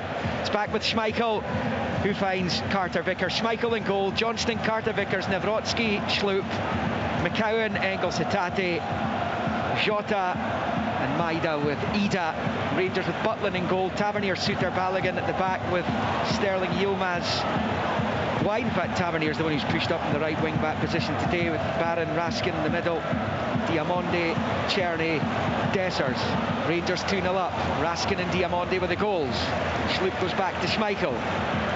Celtic down a hole in this game, but of course even if they were to lose this one, they still have that 13-point lead at the top, albeit it would mean that their title party would be pushed back by a couple of games. Just at the moment, Liam, Celtic aren't closing, Rangers aren't closing down the same way up high at the start of the second half, which makes a little bit of sense why exhaust themselves. Celtic have it wide on the right with Johnston. Just crosses the halfway line on the north stand side. Chip ball down the touchline looking for Jota, but it's gone out of play for a Rangers throw-in. And that was the thing that kind of stood out the most from the Celtic performance in the first half, was the number of loose balls, the amount of times they gave it away, and they were giving it away in dangerous areas. It's not like Rangers were immune to that. Leon Balogun had a couple of woeful balls out of defence and back to his goalkeeper. The thing for Celtic here is they have made personnel changes, but the system is very much the same. So with Rangers having done so well in the wide areas, stopping the threat, what's going to change that in this second half? Tavernier chopped to the ground there by Maida. Rangers give it away immediately though, and it's back with Schmeichel. Rolls it to Cameron Carter-Vickers under pressure from Dessers, finds Johnston, the ball along the grass in field to Engels, out to Nawrocki, short to his left for Schlupp, his ball up the line, cut out by Tavernier and out for a throw-in to Celtic on this near side. Jeffrey Schlupp over it, bowls it back to Nawrocki, back to his keeper. No Trusty or Scales in the Celtic matchday squad today, which is why Mike Nawrocki's come in from the cold, as Ida loses out to Barron on the halfway line, and Barron gets it back to his keeper. Butland, the edge of his box, not a great ball out of defence though, straight to Hatate. Hatate with a cushion header finds Maida. Sterling trying to stick with him, prevents Maida getting the run down the left touchline. Back with Schlupp, infield to Engels, shuffles it forward to McCowan. No space to shoot, instead he turns it to his right for Johnston, now to the right of the box, shot at the byline, delicate chip ball back, Maida scores! Maida heads home! Celtic's man of the season does it again! A 28th goal in green and white hoops for him, and he's just hauled Celtic right back into this derby early in the second half. Lovely ball in by Jota, the climb from Maida, the goal from Maida, and it is Celtic 1, Rangers does ever so well here. Celtic were patient in their build-up. When the ball eventually does go to the right-hand side, he stands it up to the back post, and Maeda, who isn't as tall as the Rangers players that were marking him, jumps so high to get above them and headed it into the back of the net. It's just exactly what Celtic needed to get themselves back into this game at the start of this second half. And Pat, it's that man Jota. Yeah, not only Jota, talking about him from the start of the game, but talking about him on the wrong side. He's got to be over on the right-hand side. He's so much more dangerous. He had two players to get by on this left-hand side, and it just wasn't happening. I thought he may have made that change before half-time. It was that obvious to me. He's made it, and the first time he gets the ball, beautiful ball at back post, and well done, Maeda. You've got the run in the players, but as you say, Tomo, he's much, much smaller, but he wanted that. Yeah, he did. Engels went down there, no free kick. Celtic have the ball in any case, and it's Johnston flicking it through to McCowan. There's a new dynamic and complexion about this game now all of a sudden. Yeah, and amongst the supporters, Liam.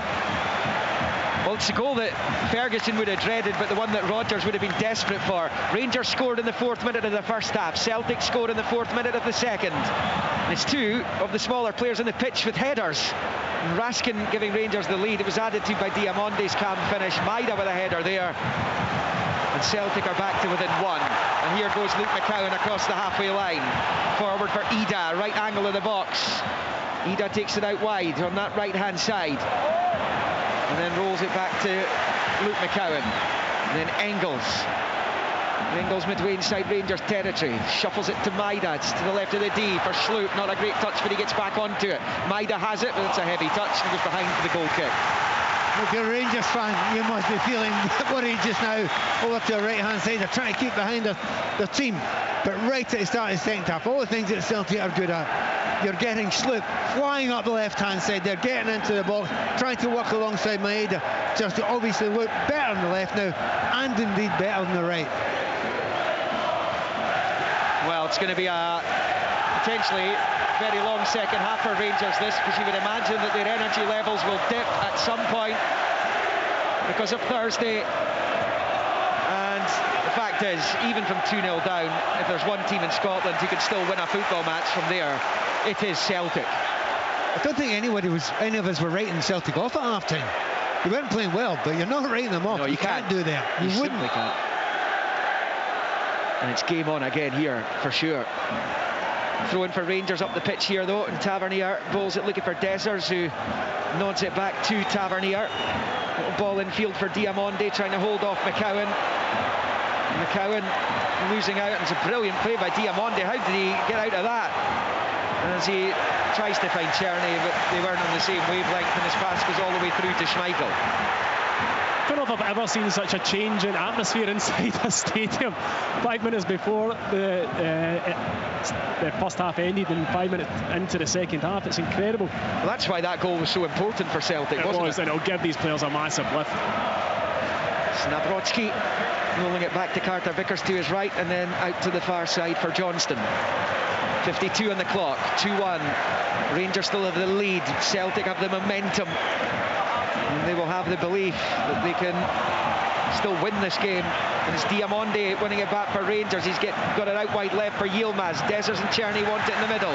Dessers goes after it. The ball in field though straight to Carter Vickers, and now it's with Engels. Engels goes long, looking for Maeda in behind Sterling. Can he find him? The bounce is a little bit awkward for Maeda. He is onto it, but he's wide left. Rolls it back to Sloop. Square ball for Hatate. And now Jota. Jota with a little step over at the right angle of the box, and then he kind of took himself on there, and it bobbles off his foot and behind for the goal kick. He was trying to be a wee bit too clever. It's not going on the show reel, that one. No, definitely not. It's okay. If you're a wide player like that, you only need to get it right once. And you get it right once, you create, or in his case, score goals as well. But again, he came a little bit too tight in, I think. If he stays a little bit wider there, he's got a 1-on-1 against a player who's not a fullback against him. So maybe Jota's going for coming a little bit too far in there. Barry Ferguson down there chatting to his captain. As Butland launches it forward into the Celtic half. Carter Vickers wins the header ahead of Dessers. And then Ida flicks on ahead of Balogun, but there's nobody in green and white behind him. It's now with Yilmaz. Long ball from him, looking for Dessers. Difficult one for Carter Vickers. Dessers will chase, but the bounce takes it through to Schmeichel, who then quickly gets it out to Johnston on the right and infield to Arna Engels. And Hatate sweeps it into the Rangers half to the right of the centre circle for McCowan, who looks to chip it in behind Sterling. Maida trying to get onto it. Sterling beats him to it, but it's at the expense of a corner. Just listen to this place now. It's physically moving at this point in time. It's actually the whole stand's going mad, and these Celtic fans know that they're capable of doing it. Maeda against Sterling. This is going to be a battle. Yeah. Let's have a look at this corner. Arne Engels to take on this main stand side as Celtic attack the goal to our left. In swinger from the right boot of the Belgian. More players just to the right of the penalty spot. As Engels tries to be pinpoint here. And it comes, and it's flicked away in the 6-yard line. And Raskin hitting the volley into the side net by Hatate. Oh, he caught it cleanly enough, but couldn't get it on target, and it stays Celtic 1, Rangers 2 on 54.5. Yeah, Balogun's really struggling here. I mean, he's getting his calf stretched out for cramp. I mean, it's very early in the game to have cramp. 55 minutes, but this will probably be a hangover from the other night. Yeah, 100%, Liam. So Robin Propper's getting his jersey off, but that chance here, the delivery again, very, very good. Raskin gets the flick away. And Hatate with a volley into the side net. And they make that change just now. They're making it now. They've got to make it. Do you know, looking around at Rangers players, spring that they had in their step, and there's a number of things. A, they're tired. B, the noise that's around them just now, the pressure they're under just now after losing that goal. And I'm looking at body language of a number of players. Dear Mandy, have a look at his shoulders. He looks knackered. There's quite a few of them, and I thought they would last to 60, 65. It's only 55, and they're looking a bit tired in there. Here comes the change for Rangers. Balogun off, Propper on. Stephen pointed out he was doing a bit of an extended warm-up at the half-time interval. And Propper, who scored in the 3-0 Rangers win at the start of January, makes his way on. And Balogun off. Straight change. Celtic throw-in. Level the edge of the D, their own box. Schlup to Hatate, back to Schlup, driving in field, driving away from Dessers and from Barron. Long ball, which is going to evade Maida and go out for a Rangers throw-in on this near side.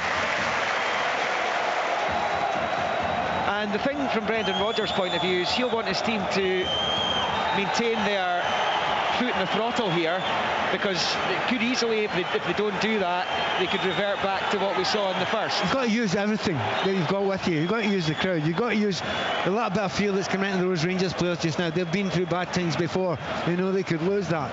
And the last thing they wanted was that early goal in the second half. So every single one of the things you've got to use, and you're right, that means keep on top of it. Keep your foot, as they say, on the throat. Saw Rangers come from 2-0 down at Kilmarnock in Barry Ferguson's first game in charge. 39 times he was in the heat of battle in this fixture. The interim manager, Neil McCann, comes out to have a word with him again. Down below us, Celtic have it on the far side with Luke McCowan, who rolls it back to Carter Vickers and squared to Nawrocki. Celtic trying to keep the momentum going here. Carter Vickers in field to Engels. The Celtic momentum, that's when Callum McGregor comes into his own. And beating heart of this team, unavailable today. McCowan wins a throw-in off Diamonde over on the north stand side. Midway inside the Rangers half. Johnston bowls it back to Carter Vickers just inside Celtic territory. Remember, Dundee United, Dundee to come, just about an hour and 10 minutes away. That game kicking off at Tannadice. Dundee haven't won there in so long. Nawrocki finds Carter Vickers. Out to Johnston. Back to Carter Vickers again. Celtic fans want the ball played forward quicker again. See Yanis Hadji going in a little jog down below us. One of the Rangers subs as Celtic give it away, but it bounces off Yilmaz and out for a Celtic throw-in on the far side. Celtic 1, Rangers 2. 58 on the clock here on Sportsound this Sunday afternoon. Yeah, the Celtic supporters are, you're right, Liam. Celtic having a lot of the ball right now, but it's between the centre halves and the full-backs, and then back to the centre half. They're wanting the ball forward, but Rangers are quite happy sitting in their shape here just now. They're not pressing as much as they were at the start, as Pat pointed out, of the match. And they're happy to just sit in and ask Celtic to try and break them down. Jota infield for Hatate. Schlupp to his left. Czerny trying to close him down. Comes back to Nawrocki, square to Carter Vickers, and then to Johnston. And Johnston taking on Diamonde on the far side, thinks better of it, turns it back in field, and then Enkel's ball goes off a Rangers boot, now for a Celtic throw-in on the far side. Get highlights of this one and the Dundee Derby on Sports Scene tonight, 7:15 on the BBC Scotland channel. And then on Thursday it is Greece against Scotland in the Nations League playoffs. Scotland trying to stay in League A. It's live here on the radio, it's live on the television as well on BBC Scotland, BBC One Scotland on Thursday with the second leg at Hampden a week today. 7:45 kickoff on Thursday, 5 o'clock next weekend. Here's Hatate for Celtic. Rolls it to Schlupp. It's at the edge of the Rangers box now. To the left half of it here for Maida. Maida rolls it back to Engels. Just outside the D. Czerny trying to win it back. Raskin trying to pinch it back as Engels goes to the ground, and the referee blows for a Rangers free kick because Engels was effectively lying down on the ball. And that just takes the pressure away. Do you know, that is almost what Rangers have learned from European football. You know, don't come out, sit in a little bit. Yeah, Celtic took about a minute and a half to play the ball through to get on to that final third. Rangers didn't look panicked by it. Just kept everybody in place, made sure there was no gaps. There's Van Yilmaz up the other end. It's not a great ball. Dessers goes down at the edge of the box to meet in the sandwich, and he's hurt himself as well. The referee wasn't moved to give Rangers the decision. Dessers is still down, and he might need some treatment here. Stephen McLean having a word with Carter Vickers. Was he and Nawrocki? Dessers was in between them. Well, it looked to me like they just kind of it's going to go to VAR, obviously, but I mean, it looked to me like it's just a coming together. They were both running really quickly, and I think he landed fairly awkwardly. He's up on his feet now, but pretty sure game on, no problems. Well, the referee was right behind it, and he said shoulder to shoulder. Yeah. John Beaton's the VAR, he agrees. It is McCowan getting it from Johnston for Celtic on the far side. Shows too much of it to Raskin, who makes the challenge, and out for a throw into Celtic. It is Rangers leading 2-1. We are just beyond the hour mark here. Just intriguing that goal just after the break injected some serious electricity into Celtic. They have slowed down a little bit in the last few minutes. Just after I'd asked Pat talked about how important it was, Celtic tried to continue the momentum as Carter Vickers loses out to Dessers. Wasn't a great touch, but the Celtic defender reacts well, and Nawrocki for Schlupp, who slips. Maida keeps it in play. Infield for Schlupp and back to Nawrocki. Gives it to Schlupp. Excellent from Maida again. It just slipped under Carter Vickers' foot, and Dessers was almost in behind. Celtic give it away again though. Here's Czerny for Rangers. Slow ball into the box. Forced back outside it for Dessers. Good challenging by Johnston to win it back for Celtic. Ida and Barron battling, and Ida gets the free kick. Midway inside his own half. Really impressed with Dessers there, because I've been looking at him thinking, how much have you got left in the tank? He just gave that a little bit extra there. Unlucky. There's a long ball for Celtic. Jota volleys it in early. He'll be regretting that now because it sails behind the reverse side of the goal frame for a goal kick to Rangers, who are about to bring Yanis Hadji into the fray. Celtic 1, Rangers 2. The energy levels expectedly have dropped from Rangers in this second half. Already Balogun's off, but Barry Ferguson feels that he needs a wee bit more energy in the middle of the park. He's putting the bib back on just now, Hadji, so it doesn't look as though it's as imminent as we thought. Yang will be on for Celtic shortly, I think, as well. He's gone for a little jog. As Dessers flicks on, Czerny can't get there. Schlupp clears it, but it's going to break to Tavernier on the right-hand side. Low ball along the 18-yard line. Breaking the ball favours Diamonde. He was almost in. Carter Vickers gets it clear. And then Engels picks up and rolls it back to Hatate. Rangers still with a 2-1 lead. As you can hear from the Celtic supporters, their team not getting the ball forward, instead playing it back the way as Jota picks up on the far side. They have looked a wee bit nervy at the back, Celtic. Carter Vickers looks nervy, and it's very rare that you can say that. He's got that new partner in beside him. Haven't played together terribly often. Here's Maida for Celtic up the other end though, taking on Sterling. His ball forwards cut out, but he gets the break. It's Maida, pulls it back to McCowan, takes a touch on the left and shoots just wide. Just wide of the right-hand post. It stays Celtic 1, Rangers 2 on 63 and a half as Arne Engels tries to whip the Celtic supporters into a frenzy. Do you know what? It is quite chaotic at the back there. But it's chaotic everywhere in this game now. You think you know what's going on. It completely changed. Now, Rangers players are going down every couple of minutes now. There might be a wee bit of gamesmanship and a wee bit of professionalism in there, but I do think it's mostly it is actually just exhaustion a lot of these players. Barry Ferguson then massive decisions to make now, huge. Well, that may be why he held off on Hadji, just to see, because Diamonde's stretching too. And the Celtic supporters obviously are not going to have any sympathy remotely with any of the Rangers. It doesn't sound like it, Liam. Doesn't sound like it. It was a decent chance that for Celtic there. Maeda doing really well, gets a wee break of the ball, cuts it back to Luke McCowan, probably around about the penalty spot, and he just couldn't dig his shot out after his touch, dragged it wide of Jack Butland's left-hand post. Great opportunity though. Another cracker of an opportunity. Rangers having a... Actually, there have been a few in the second half, but it feels as if Celtic, could they get the next one, Rangers may implode. Trying to play for a throw-in here on this near side. Barron's going to be replaced by Hadji. That is the change for Rangers. They're going to make... In fact, it isn't Barron. The fourth official, Don Robertson, had the wrong number there. It's Diamonde's coming off. I was going to say I am shocked by that if they take Barron off when Diamond is obviously hobbling and has been since 3 or 4 minutes before the half-time whistle. I couldn't believe they were making that decision, but they weren't. Hatate tried to, shall we say, help him off the pitch there with the aid of a shove. Yeah, a wee bit of needle. Nothing wrong with that.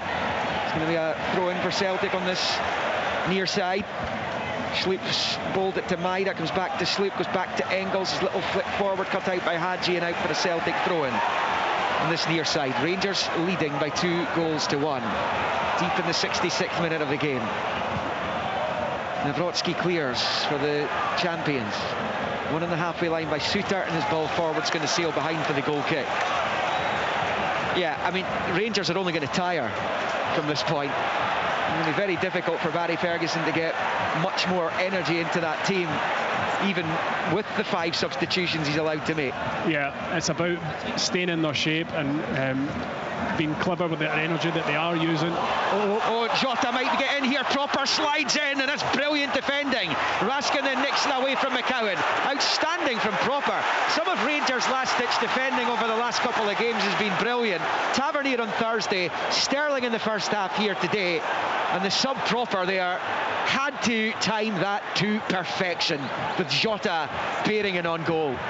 Again, it was another error, and he absolutely had to make that tackle. If he didn't, Jota was one-on-one with Jack Butland.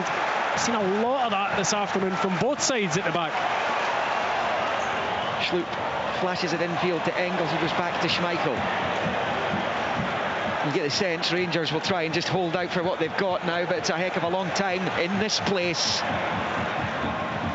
to try and manage that out. Here is Johnston on the far side, moving into the centre circle now. He crosses halfway, passes it forward to Ida, rolls it back onto the halfway line for McCowan. Left-footed ball, low along the grass to the right for Jota. Little chop, trying to get away from Yilmaz. Rangers with a couple of challenges, managed to pinch it back. Jota's looking at the referees, looking for a decision, but it's going to trickle behind for a goal kick to Rangers only. Again, big call for Yilmaz over on that left-hand side there. Jota's obviously up for it, but he said from that start, in the second, when he puts that great ball in for Maeda's goal, they've closed him down well, they've got him 2-on-1 time and again, but it's a hard gig because Jota looks up for it, and he knows, like any winger, defenders just get more and more tired as the game goes on. It gets easier, or indeed it should do. Butland will launch this forward with the right foot, the goal kick. Desser's too high for him. Carter Vickers wins the header. Hadji heads it back towards the Celtic box. Nodded clear by Nawrocki. Picked up by Johnston. Looking for Jota. Can't find him though. Raskin out to Yanis Hadji on the left. Flicks it down the line looking for Yilmaz, who's challenged well there by Engels, who once again just very animated in front of the Celtic supporters with the arms in the air, looking for more. That's bowled back to Raskin. Celtic 1, Rangers 2. Heading towards the final 20 minutes of the 90. Cropper was a little bit short of that ball, and Hadji's under pressure, gives it straight to Maida, but Suter reacts well. There's Barron for Sterling on this near side, rolls it out to Tavernier. Rangers without a win here in 4.5 years. They look to win just a third game at Celtic Park since 2010. Suter's gone down, has won a free kick. He's done very well. Yang's coming off, Pat to be replaced, or to replace Jota. Well, I'm absolutely shocked by that. I mean, yeah, he's coming back after being away for a while, didn't play much football last year. But it looked to me that he was just livening up, getting into the game there. And again, if you're a wide player, you know that defenders get more and more tired. But he's off now, so it's up to Yang. They have been trying to get him back to full fitness. Jota, since he left here, he hasn't had much football at all, beating Saudi Arabia, that brief spell in France. There's a long ball forward from Butland. Czerny's going to try and get onto it. Carter Vickers trying to get onto it as well, but Czerny has it. Early ball, just didn't have the weight to get it to Dessers, who'd crept into a good position round about the penalty spot all alone. Celtic get it away. It is Czerny trying to win it back, gets there ahead of Hatate and finds Raskin. Back into his own half for Suter. That's us on the 70-minute mark now. Celtic 1, Rangers 2. The champions scored early in the second half to reduce the arrears back to 1, but they haven't managed to find that equaliser yet. It's back with Jack Butland on his 6-yard line, fires it high forward into the Celtic half. Carter Vickers gets the boot onto it ahead of Dessers, and out it goes for a throw-in over there for Rangers, and I would imagine they're not going to be in a massive hurry to take this. No, I mean, at the start of the second half, Rangers were under severe pressure. They've done well to weather that storm a wee bit. Celtic in the last, say, 10-15 minutes haven't looked as creative or as dangerous as they did at the start of the second half, and we've got to credit Rangers for that, for stemming the tide a wee bit. It's a similar sort of position to the one they were in on Thursday night, when Fenerbahce were banging the door down in search of the goal that would have knocked Rangers out of the Europa League. Yilmaz takes it short there, the throw into Czerny midway inside the Celtic half. It's not a great touch and allows Johnston to clear. The flick from Ida, and Suter, his ball forward for Barron, and now it's with Sterling. Rolls it out to this right-hand side for Tavernier, wins the throw-in off Schlupp. It's a bit of a result for James Tavernier there, because it wasn't a great first touch. Was not. You see the positivity of him and Sterling working together. I mean, you would think Sterling at this point in time, being the third centre-back, would maybe stay back, but no, he's trying to fly down there, get to the byline. That's that long throw he's been hiding for all these years. Yeah, here he goes. Tavernier bowls it in towards the penalty spot. It's headed away by Nawrocki on the volleys. Yilmaz, and it will come comfortably through to Schmeichel. It's kind of floated the volley towards goal. Can't imagine that would register as a shot on target. Maybe it will, but anyway, it's held onto by Schmeichel with ease. There's Yang, back to Hatate. Hatate firing it onto the chest of Maida on this left-hand side. Infield it comes to McCowan. McCowan's got Ida waiting in the middle. His ball across, cut out by Suter, and out for a Celtic throw-in. They've generally always had an answer to Rangers in recent years. Beaten at Ibrox last time out. You think of that League Cup final, which went to the wire, went to penalties. Van Yilmaz was the fall guy in that shootout. Maida was the hero after a 3-3 draw after extra time. But they've generally always come up with an answer. Just 2 defeats Brendan Rodgers has suffered at the hands of Rangers. Celtic losing this one, 72.5 on the clock. Rangers 2-1 up. The header from Hatate finds McCowan inside the centre circle. Forward to Yang, back to Hatate, given away though, and Barron goes back to Tavernier. It's long clearance into the Celtic half. Nawrocki's header onto the chest of Engels. There's Maida. Maida gets away from Tavernier, and then he's brought out of the game by Cropper. He goes to make sure Maida's okay and turns and sees Stephen McLean flash the yellow card in his face. Yeah, the Dutchman. I don't think Stephen McLean had any other option other than to book Cropper there. Again, Maida doing really well to get the ball driving in the pitch, knocks it past Cropper, who'd committed to the challenge. he was half a second late.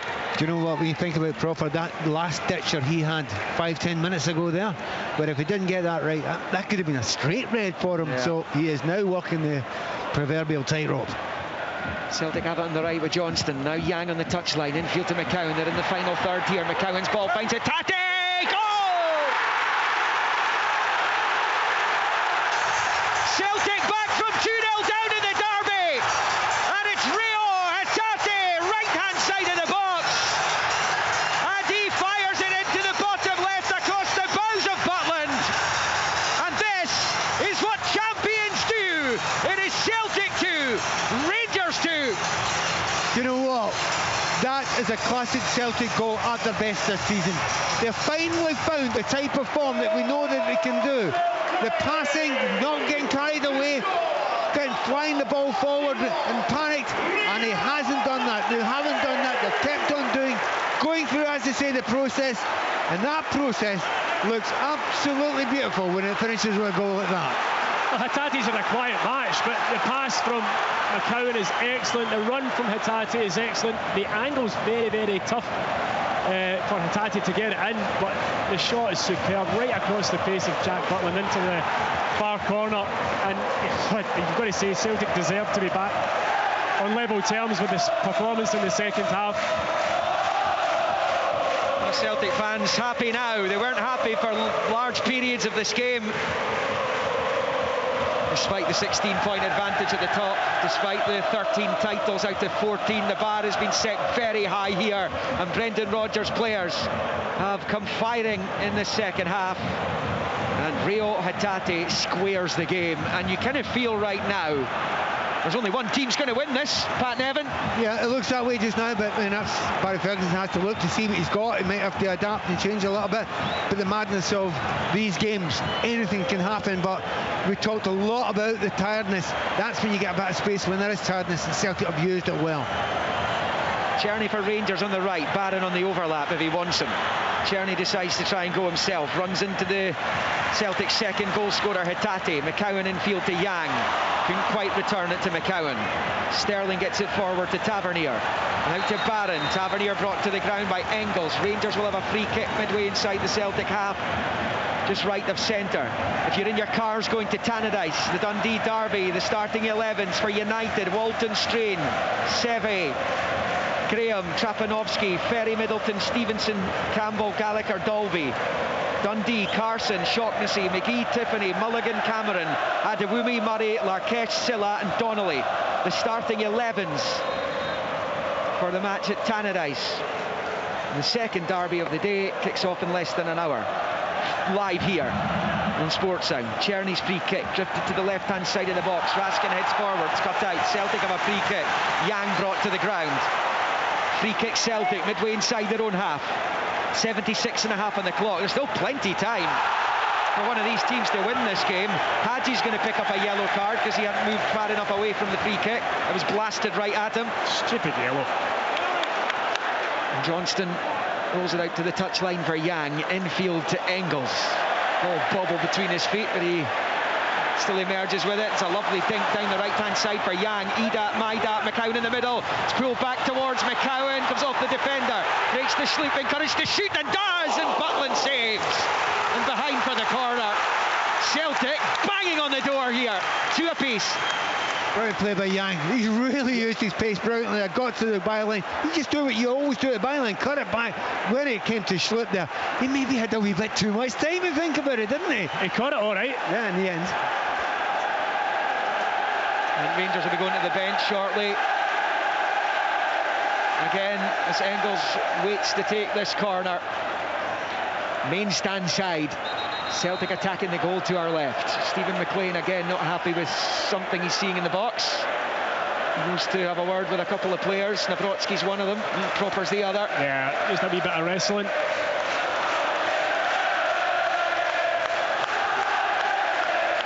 The Celtic supporters trying to rouse their team to try and find a winner.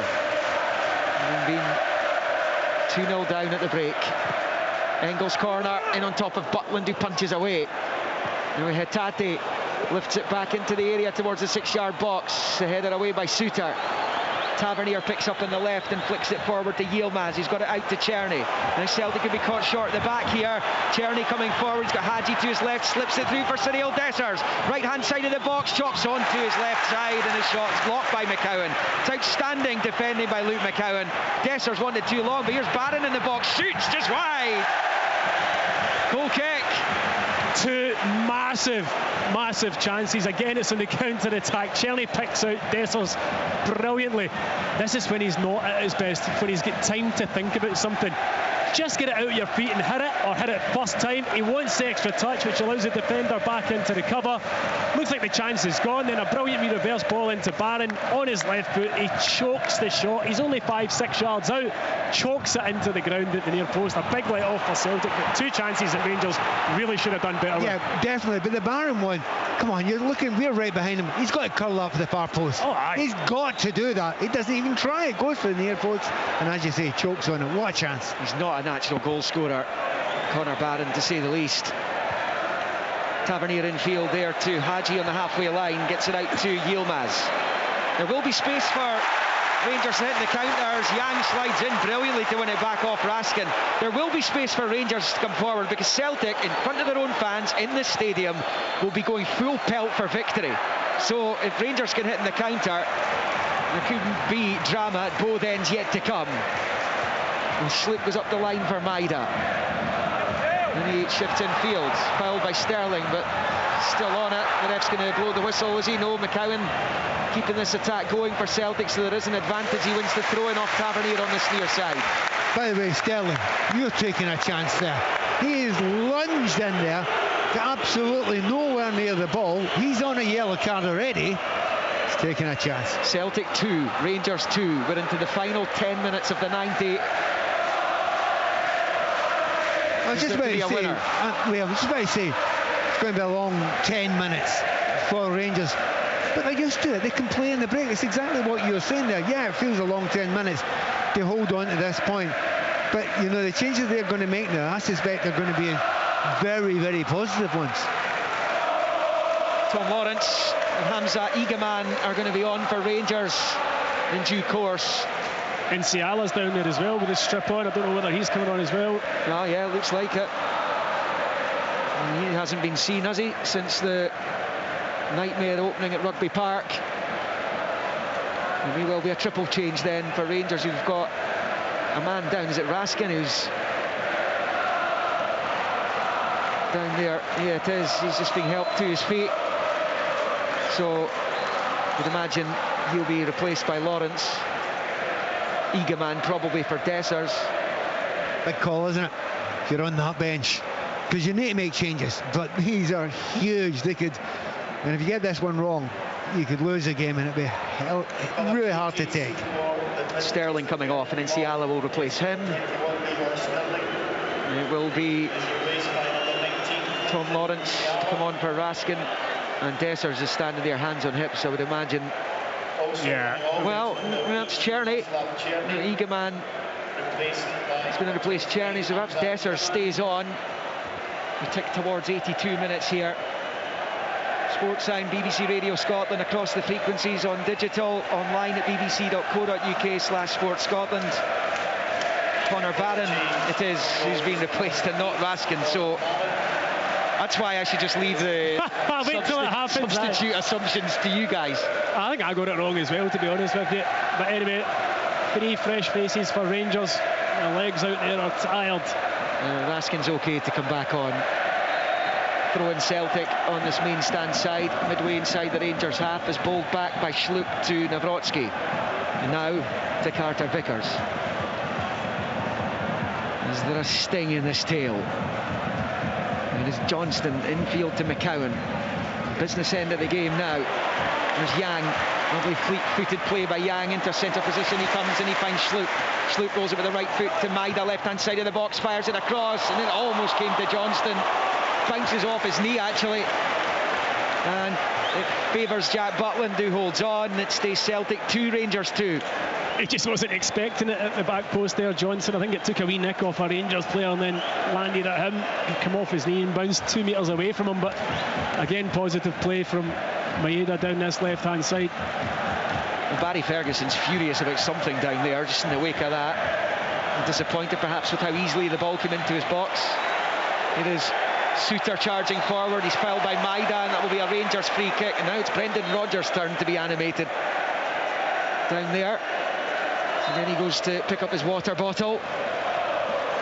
Really intriguing end to this game now, Pat, it is, because you cannot write Rangers off. You expected it, Celtic to just pummel them when they got level there, but it's not worked like that. And the changes, Igamani's interested in himself. He's got a bit of pace, he's got a bit of skill as well.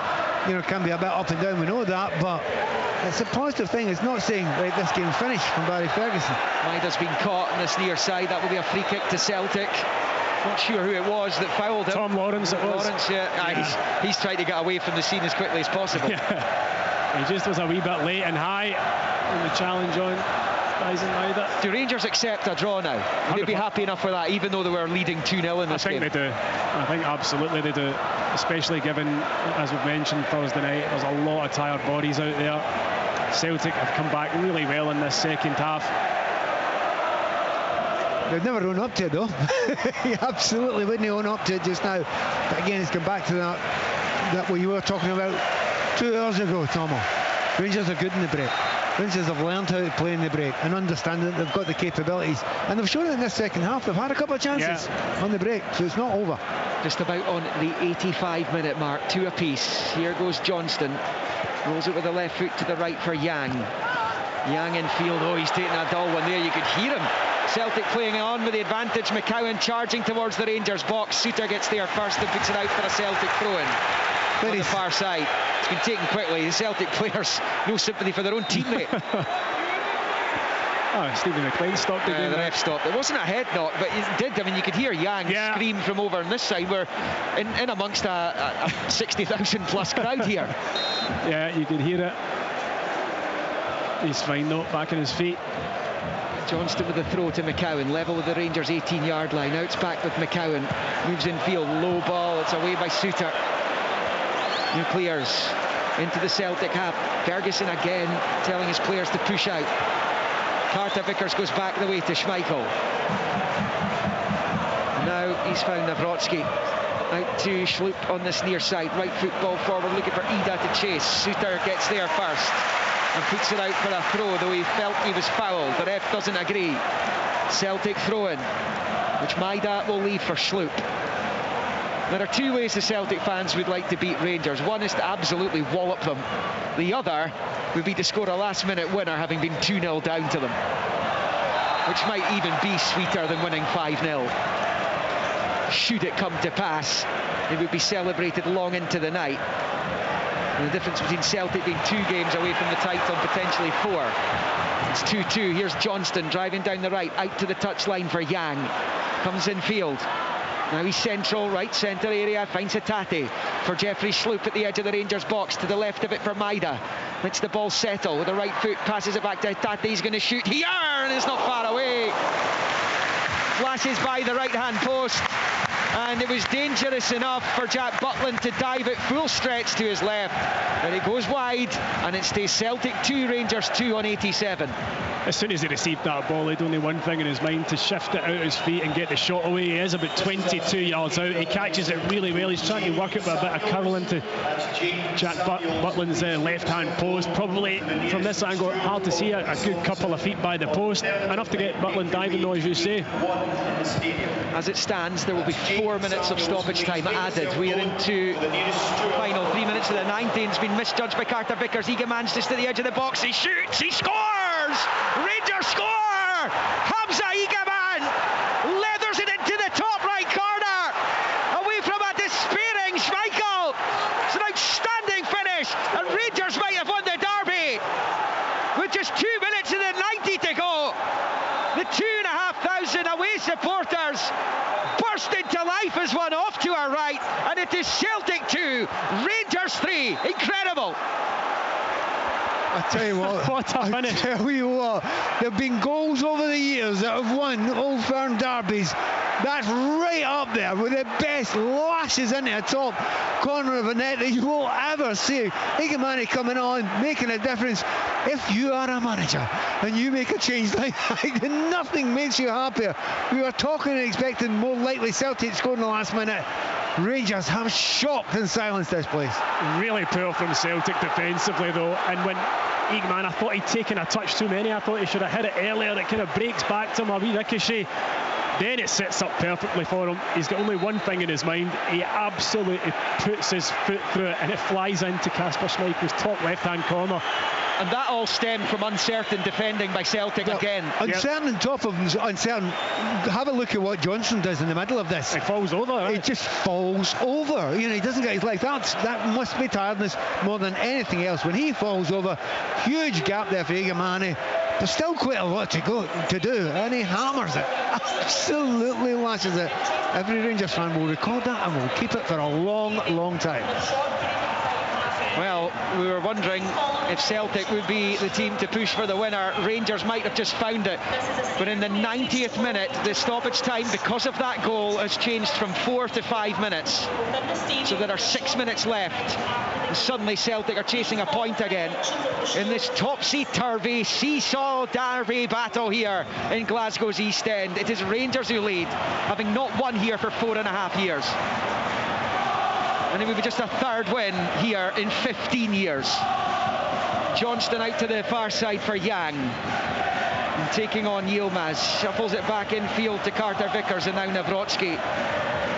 The ring of steel round the away end off to our right, and there's obviously been a problem in the main stand just to the behind the Rangers dugout too. And there are police swarming around that area.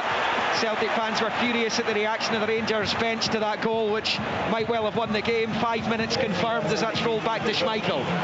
We're into the first of 5 minutes of stoppage time. Rangers 3-2 up. Hatate in the quarterback position. Long balls, a comfortable header from Proper. Now Lawrence finds Egaman. His ball to Dessers. Read well by Nawrocki. And then out to Sloop on this near side. Infield to Hatate. Squares it for Engels in the centre circle. Works it out to the right-hand side for Yang. Yang up against Yilmaz. Comes in field. And it goes back to Carter Vickers. He controls with the undersole and squares it right to left of the circle for Nawrocki. Now with Hatate. Midway inside the Rangers half. He's gone back the way, and again the groans return from the Celtic fans.